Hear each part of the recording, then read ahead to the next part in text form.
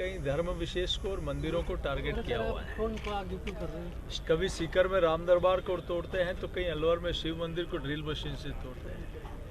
आप देखिए कि इनको नववर्ष का शोभा यात्रा निकालना पसंद नहीं आता, इनको रामनवमी का जुलूस निकालना ठीक नहीं लगता, इनको प्रभु श्री राम के नारे लगाए तो उन पर केस दर्ज कर दिए जाते हैं। वहाँ भगवा पताका कोई लगाए तो उसको, अरे उदयपुर में जहाँ महाराणा प्रताप ने भगवा पताका लेके मुगलों को परास्त किया, कभी समझौता नहीं किया, संघर्ष किया और मेवाड़ को कभी पराधीन नहीं होने दिया, उस भगवा पताका लगाने के लिए उदयपुर में प्रतिबंध, ये राजस्थान है या तालिबान है? मुझे समझ में नहीं आता कि आप देखिए कि वहाँ कैसे कन्हैया जी की हत्या होती है, उससे पहले वो पुलिस में जाते हैं मुझे सुरक्षा दी जाए, पुलिस उसको सुरक्षा नहीं देती है, उनकी हत्या हो जाती है। हत्या के बाद उनके हत्यारों को पकड़ने में जो लोग सहयोग करते हैं पुलिस को पकड़ाने में, वो पुलिस के पास जाते हैं कि हमें सुरक्षा दी जाए, तो उनको प्रशासन कहता है कि आपको पकड़ने के लिए किसने कहा? तो मेरे को समझ में नहीं आता कि किस प्रकार का रवैया जानबूझकर एक धर्म विशेष को टारगेट किए, जबकि सद्भावना और प्रेम वाला प्रदेश रहा है।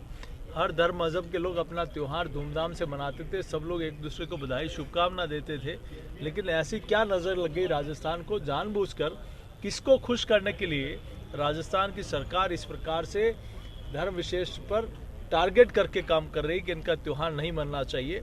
आप कोटा में पीएफआई का जुलूस निकलता है, कोई प्रतिबंध नहीं, लेकिन आप रामनवमी का जुलूस नहीं निकले, इस प्रकार का प्रतिबंध।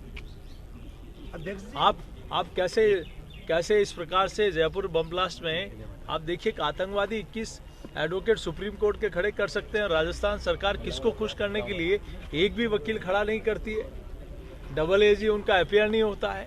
इससे बड़ी दुर्भाग्य की बात, और किसको और किसके दबाव में, किसके प्रभाव में, किसको खुश करने के लिए सरकार काम कर रही है, ये बहुत दुर्भाग्यपूर्ण है। भगवा फहराना भगवा फहराए, जिसको सफेद फहराना है सफेद फहराए।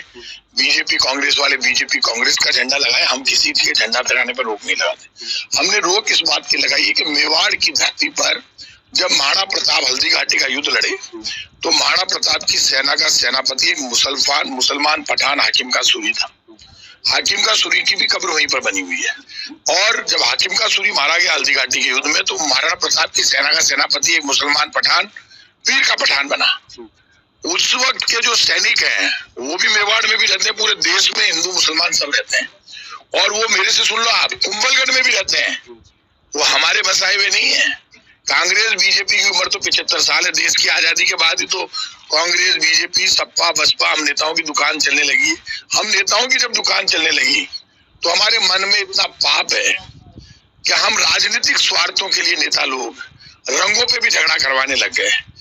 अब बीजेपी ने क्या किया कि जब बीजेपी ने गैस सिलेंडर पेट्रोल डीजल महंगा कर दिया, रोटी छीन ली लोगों की महंगाई के कारण, अब उन्होंने कुछ बाबाओं को जो उनके कार्यकर्ता तैयार किया वो जाके मेवाड़ की धरती उदयपुर में कहते हैं ये हरे झंडे उखाड़ कर फेंक दो। तो हरा कलर मैंने पहन रखा है अभी, आज मैं केसरिया बांधता हूँ। जब मैं पैदा हुआ तब सबसे पहले मेरे केसरिया का तिलक हुआ, क्योंकि मैं राजपूत हूँ। राजस्थान की धरती पर ये ठिकानेदार थे सारे, खाचरियावाल ठिकाना छोटा ठिकाना था, लेकिन उस ठिकाने के मालिक हम लोग थे। मालिक तो थे गोपीनाथ जी, लेकिन हम ठिकाने के सेवादार थे। ऐसे हर ठिकाने पर केसरिया झंडा लगता था। बीजेपी ने खुद, जो बीजेपी का झंडा है खुद, तो वो हरा उखाड़ने के लिए गए बीजेपी के कार्यकर्ता।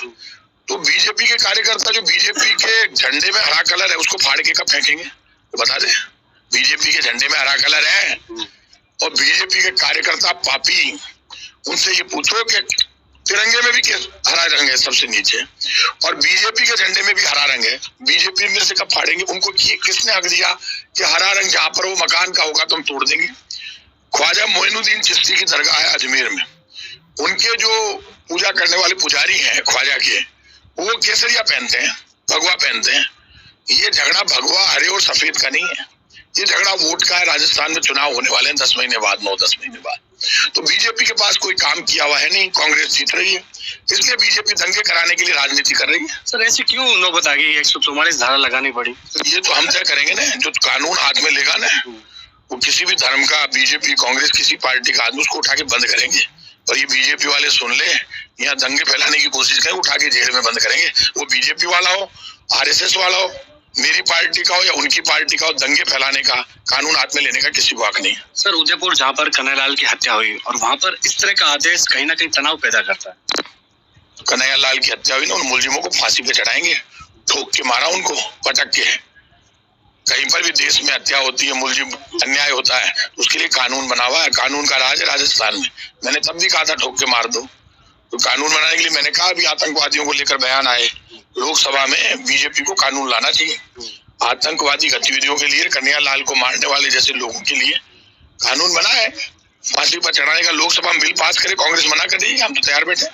बीजेपी चीफ सीपी जोशी कह रहे हैं कि फिर राजस्थान में नहीं, उदयपुर में नहीं, तो फिर क्या तालिबान में जाकर भगवा लहराएंगे? जो सीपी जोशी जी से कहो कि ये आपका भगवा और हरा, तो पहले हरा उसमें से हटा दे, ना हरे का झगड़ा है ना केसरिया का। अभी नए नए अध्यक्ष बने, ज्यादा डायलॉगबाजी कर रहे हैं चित्तौड़ की धरती पर, वो मुझे नहीं समझा है स्वाभिमान शौर्य बलिदान क्या होता है, ये प्रताप सिंह खाचरियावास खूब जानता है।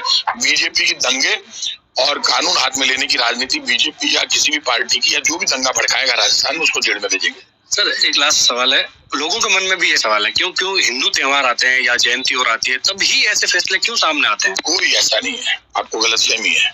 मैं मीडिया से कहूंगा कि आप पार्टी मत बनिए।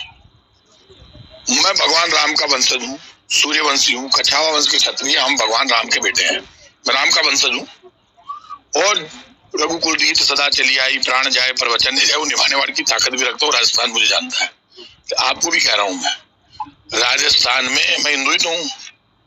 किससे सर्टिफिकेट चाहिए भैया? आजादी को तो 75 वर्ष हुए हैं। मेरा गांव 700-800 वर्ष पुराना है, खाचरियावास।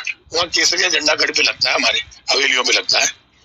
तो मेरे गांव में तो हम राजपूतों की संख्या तो सिर्फ 50-60 ही है, ठिकाना तो हमारे पास था।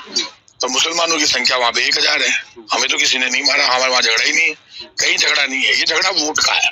तो वोट का झगड़ा वो कराते हैं जो कमजोर होते हैं, जो पार्टी काम नहीं करती बीजेपी जैसी, वो हिंदू मुसलमान के नाम पे झगड़ा करा के वोट लेना चाहती है।